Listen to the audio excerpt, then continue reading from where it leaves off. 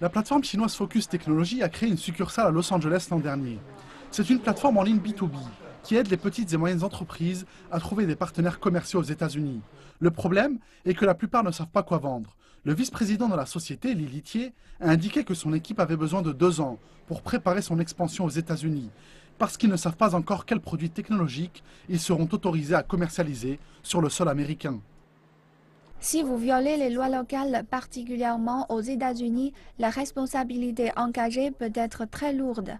Il est certain que si vous pouvez nous fournir une explication détaillée de la liste, nous pourrons éviter ces problèmes. Si nous pouvons obtenir une liste claire de la part des États-Unis, ce serait directement plus simple pour tout le monde. Mais parfois, nous devons juger par nous-mêmes et selon ce que le gouvernement chinois nous communique. Une fois que l'information devient plus claire, il devient alors plus simple de prendre des décisions rapidement. La société de M. Li n'est pas la seule à espérer que les États-Unis fournissent une liste plus claire. Dès 2007, le géant chinois des télécoms Huawei, avec 5 projets d'investissement, tous rejetés par les États-Unis. La Chambre des représentants américaine a publié un rapport en 2012, dans lequel il est indiqué que faire des affaires avec Huawei pouvait créer un problème de sécurité nationale pour les États-Unis. Les entreprises américaines ont adressé une requête similaire au gouvernement chinois, afin de clarifier sa propre liste négative.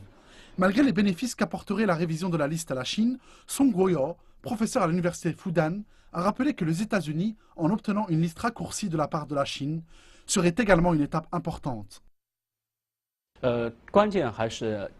Pour la Chine, le fait de fournir une liste plus concise aux États-Unis est important.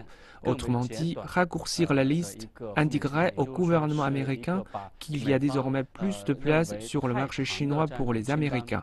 Cela permettra à plus d'entreprises américaines ainsi qu'à d'autres entreprises étrangères de venir en Chine.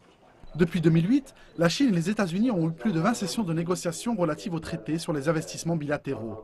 Le professeur Song estime que la réussite de la conclusion du traité aidera la Chine et les États-Unis à travailler plus étroitement ensemble. La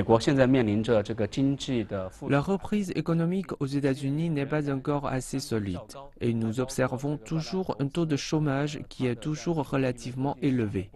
Par ailleurs, la Chine semble devenir l'un des plus gros investisseurs du monde à l'étranger.